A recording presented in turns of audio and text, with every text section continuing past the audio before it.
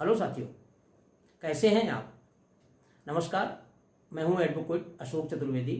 आपके अपने legal channel Ashok legal ocean पर आपका एक बार फिर से स्वागत है। साथियों, हमारे किसी व्यूअर ने हमसे प्रार्थना की थी कि सर आप सीआरपीसी की धारा 161 और 164 के बारे में वीडियो बनाएं और हमें जानकारी प्रदान करें। तो साथियों, आज हम बात कर रहे हैं सीआरपीसी की धारा 161 और 164 के बारे में। साथियों, ये क्या होती है, इसके 161 और 164 में क्या फ़र्क है, ये कब कब प्रयोग में लाई जाती है और ये क्या इसका मतलब है, आज हम सब इन्हीं बिंदुओं पर विस्तार से चर्चा करेंगे।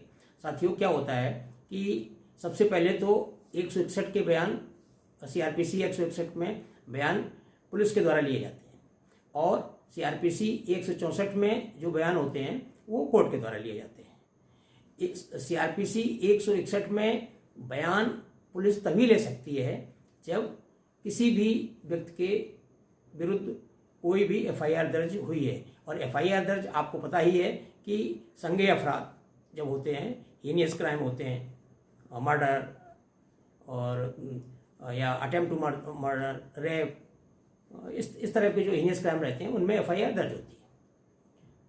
तो साथियों, जब एफआईआर दर्ज हो जाती है तो पुलिस का काम शुरू हो जाता है और पुलिस उस मामले में संज्ञान लेके उनका उस मामले में इन्वेस्टिगेशन करती है। अब इन्वेस्टिगेशन कौन करेगा? जैसे मामला एफआईआर अगर कोर्ट या पुलिस स्टेशन में दर्ज हुई, क्योंकि कभी कभी डायरेक्ट कोर्ट से भी एफआईआर दर्ज हो जाती है ना, कोर्ट के आदेश से, तो उसमें एक इन्वेस्टिगेशन ऑफिसर, जिसको कि हम आईओ बोलते हैं, नियुक्त किया जाता है और आईओ उसकी मामले की जांच करता है। तो उसमें जहाँ पे क्राइम हुआ है, उदाहरण के लिए जैसे मैं अपना उदाहरण लेता हूँ, मैंने किसी का किसी तेज हथियार से हाथ काट दिया, तो ये हीनियस क्राइम है और इस पे एफआईआर दर्ज होगी। अब मेरे खिलाफ एफआईआर दर्ज हो गई, मैं आरोपी हो गया, तो इस मामले की जांच पुलिस करेगी। तो पुलिस इस मामले की जांच करने के लिए सबसे पहले तो उस स्थान पर जाएगी जहाँ पर कि ये घटना है, जहाँ पे ये घटना हुई है। तो वहाँ पर जो चश्मदीद गवाह हैं या और किसी तरह के गवाह हैं, उनके बयान लेगी और जो पीड़ित है तो उसके बयान लेगी और इसके बाद फिर जो आरोपी है, जैसे मैं हूँ, तो मेरे बयान लेगी। तो ये जो बयान लिए जाते हैं, इसका प्रोसेस सीआरपीसी की धारा 161 में दिया हुआ है, उसके अंतर्गत होता है। इसकी मुख्य शर्त ये है कि सीआरपीसी 161 के बयान पुलिस के द्वारा तभी लिए जाएंगे जब किसी मामले की एफआईआर दर्ज हो जाएगी। अगर एफआईआर दर्ज नहीं है तो पुलिस सीआरपीसी 161 के बयान नहीं लेती। और एफआईआर जो दर्ज होती है वो संज्ञेय अपराधों में ही होती है, जो हीनियस क्राइम है और छोटे मोटे अपराधों के लिए एनसीआर रहती है। उसके लिए हम फिर अलग से बात करेंगे। आज हम जो इस वीडियो में बता रहे हैं वो 161 और 164 का अंतर है। तो साथियों, 161 के बयान इस तरह से पुलिस के द्वारा ले लिए जाते हैं। अब इसमें इसकी दो बहुत महत्वपूर्ण बातें हैं कि जो एफआईआर दर्ज कराई जाती है उसमें जरूरी नहीं कि एफआईआर किसी पीड़ित व्यक्ति के द्वारा ही कराई जाए। मान लो अगर किसी की हत्या हो जाती है, मर्डर हो जाता है, तो अब मरा हुआ आदमी तो एफआईआर दर्ज नहीं कराएगा। या डकैती हो गई, तो डकैती में घायल है, अस्पताल में भर्ती है, तो कहने का मतलब उनके कोई परिवार का सदस्य या कोई भी XYZ और तो और पुलिस भी उसमें एफआईआर दर्ज कर सकती है अपनी तरफ से उसको संज्ञान लेके।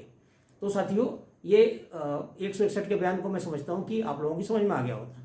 अब आते हैं 164 में। जब पुलिस पूरी इंक्वायरी कंप्लीट कर लेती है और कंप्लीट करने के बाद उसकी चार्जशीट कोर्ट में लगाती है, तो कोर्ट में चार्जशीट लगाने के समय जब कोर्ट में लग जाती है तो सेम यही प्रक्रिया कोर्ट में होती है। कोर्ट जो उसमें गवाह हैं या जो पीड़ित है उसके और आरोपी के बयान लेती है और वो कोर्ट के सामने बयान लिए जाते हैं। अब इसमें एक महत्वपूर्ण बात मैं आपको बताऊं कि हमेशा सीआरपीसी 164 के बयान एफआईआर दर्ज होने और सीआरपीसी 161 के बयान होने के बाद ही लिए जाते हैं। लेकिन किसी किसी स्पेशल केस में कोर्ट के बयान जो सीआरपीसी 164 में रहते हैं वो सीआरपीसी 161 के बयान होने के पहले भी लिए जा सकते हैं। वो कैसे कब होते हैं? तो वो ऐसे होते हैं कि जैसे किसी भी महिला के विरुद्ध कोई अपराध हुआ है, और हीनियस क्राइम हुआ है, जैसे सेक्शन आईपीसी का 376 यानी बलात्कार का केस हुआ है, या 354 का हुआ है, 509 का हुआ है, तो ऐसे मामलों में पुलिस के 161 के बयान का इंतजार नहीं किया जा सकता है और न किया जाता है। पुलिस क्या करती है कि सीधे कोर्ट के आदेश पर कोर्ट के समक्ष बयान प्रस्तुत किए जाते हैं और उस महिला के स्टेटमेंट लिए जाते हैं।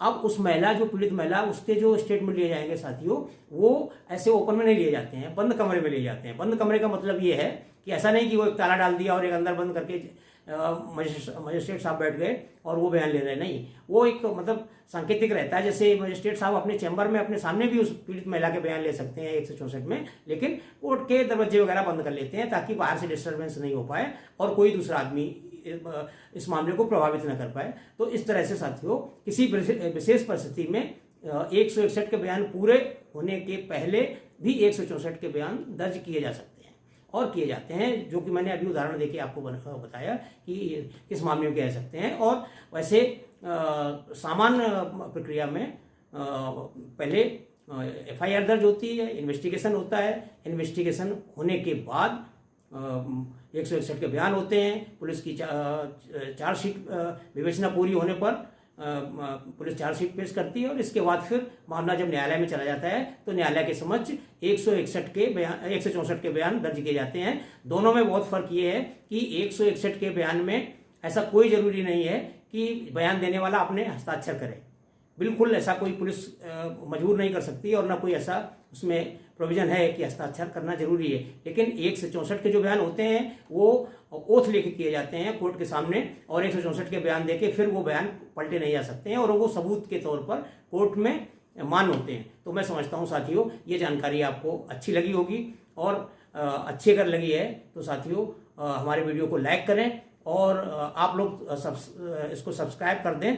सब्सक्राइब करने में बिल्कुल कंजूसी नहीं करें, क्योंकि आप सब्सक्राइब करके फॉरवर्ड करेंगे तो और लोगों को जानकारी मिलेगी। और एक बहुत इंपॉर्टेंट चीज़ कि बेल आइकन को दबाना बिल्कुल नहीं भूलें, और बेल आइकन में ऑल को दबा दें ताकि हमारे आने वाले नवीनतम वीडियो आपको समय समय पर सबसे पहले मिलते रहें और आप लाभान्वित हों।